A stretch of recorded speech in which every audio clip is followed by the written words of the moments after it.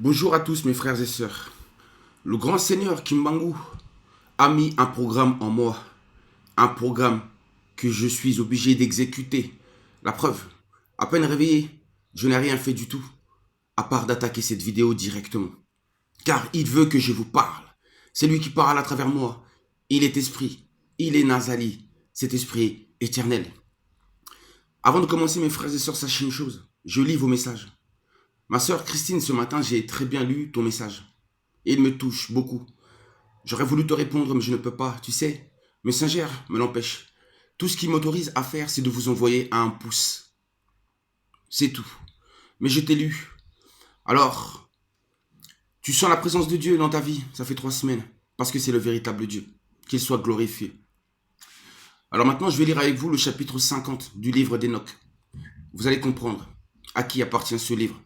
Premièrement, cherchez toujours à savoir ce qui se cache derrière les mots. La définition des mots. Le livre d'Enoch. Que signifie Enoch? Enoch, je vous ai déjà dit ça lors des vidéos précédentes, signifie loin, le Messie, l'élu. Le livre d'Enoch signifie le livre de loin, le livre du Messie. Et c'est le livre de Kimbangu. Ce livre-là qui parle de ses visions et ainsi que de son messager. Son messager. Vous allez comprendre lors de la vidéo prochaine qui est ce messager. Et ce messager, on en parle dans le livre d'Enoch. Tout comme on parle de Kimbangu. Car Kimbangu est Enoch.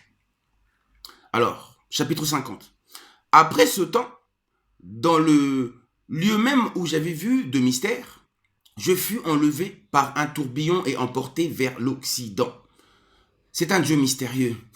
C'est pourquoi ce mystère, cette explication que je vous ai donnée auparavant. Là, mes yeux aperçurent les secrets du ciel et ceux de la terre.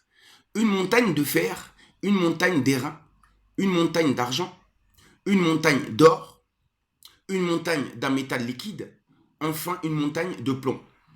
Et j'interrogeai l'ange qui était avec moi, et je lui dis, que signifient ces choses que je viens d'apercevoir? Et l'ange me répondit, toutes ces choses que tu as vues, regarde l'empire du Messie, l'empire de l'éternel Fumu Simon Kimbangu, et sont un symbole de son règne et de sa puissance sur la terre. Un règne éternel. Et cet ange de paix me répondit, c'est bien écrit sept anges, E-2-T-E, pas sept anges, sept anges, ange femelle, femme, c'est du sexe féminin. Et cet ange de paix me répondit encore, patience encore un peu de temps, et tu verras, et il te sera révélé toutes les choses qu'a décrété la sagesse du Seigneur des esprits, de Nazali, te sera révélé toutes les choses, lui étant Kimbangu. L'esprit de Nazali, le grand esprit, lui révélera toutes les choses, lui le révélateur des choses cachées.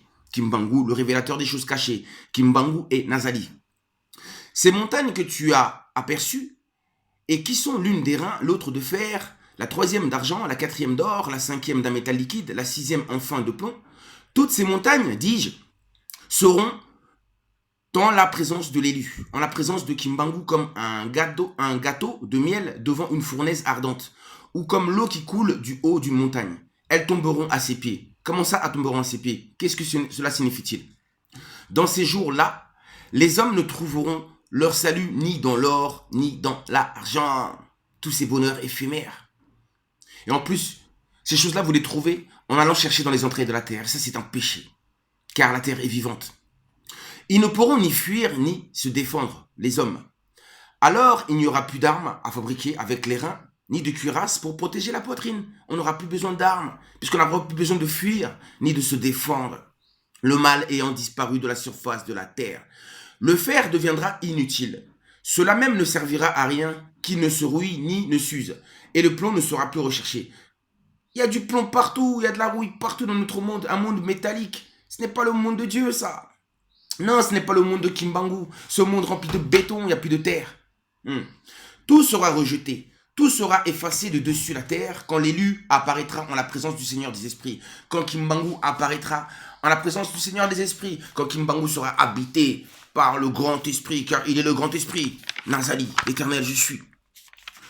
Chapitre 51. Très très intéressant. Alors mes yeux aperçurent, les yeux d'Enoch, les yeux de Kimbangu, il parle de lui-même, il parle de ses visions, il parle d'une prophétie. Il est mystérieux ce Dieu tout-puissant. Je l'aime, je t'aime, toi mon chef de l'armée céleste. Oui, toi mon maître, toi mon enseignant. Alors mes yeux aperçurent une vallée profonde dont l'entrée était vaste et spacieuse. Écoutez attentivement. Tous ceux qui habitent sur la terre, dans la mer et dans les îles, y apporteront leur tribut et leur présent.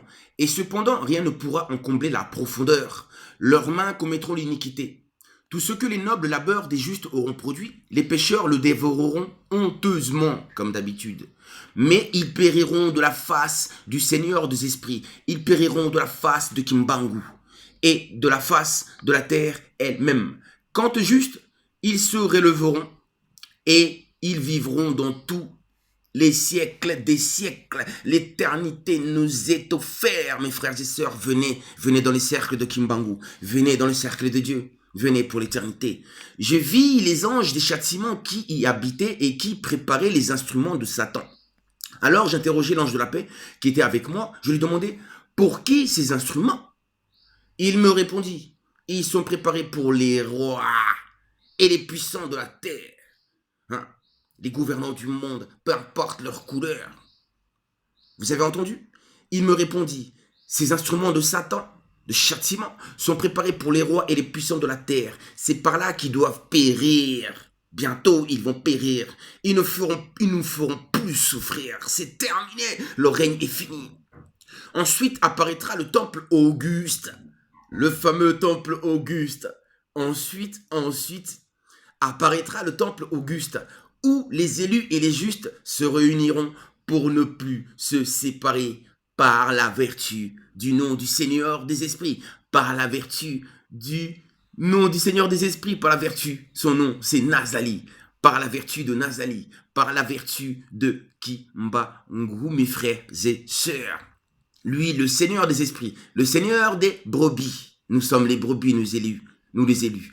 Ces montagnes ne subsisteront point en sa présence, pas plus que la terre et les collines, mais elles s'écouleront devant lui comme des sources d'eau vive. Les justes seront alors délivrés des persécutions des pécheurs. Les pécheurs ne nous feront plus aucun mal, aucun mal. Ils ne nous humilieront plus comme ils le font.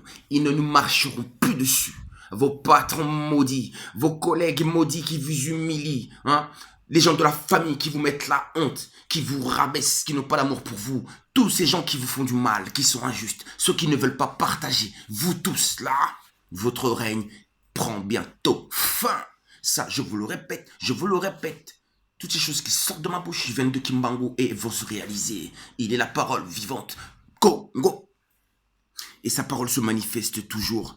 Mes frères et sœurs, je vous donne rendez-vous, à vous les élus, les enfants de Kimbangu. Peu importe la race, la couleur, car il est le Dieu du cœur et d'amour. Mes frères et sœurs, je vous donne rendez-vous à ce lieu qu'on appelle le temple d'Auguste. Nous allons nous retrouver au temple d'Auguste. Gloire à l'éternel Kimbangu. Gloire à toi, Seigneur. Gloire à toi, le magnifique, le merveilleux, le glorieux, le majestueux. Il n'y a pas, les mots ne suffisent pas pour décrire qui tu es. Je t'aime, mon nom Kezo Langue. Ingeta, prenez soin de vous, mes frères et sœurs. Partagez la vérité autour de vous et sauvez les vôtres.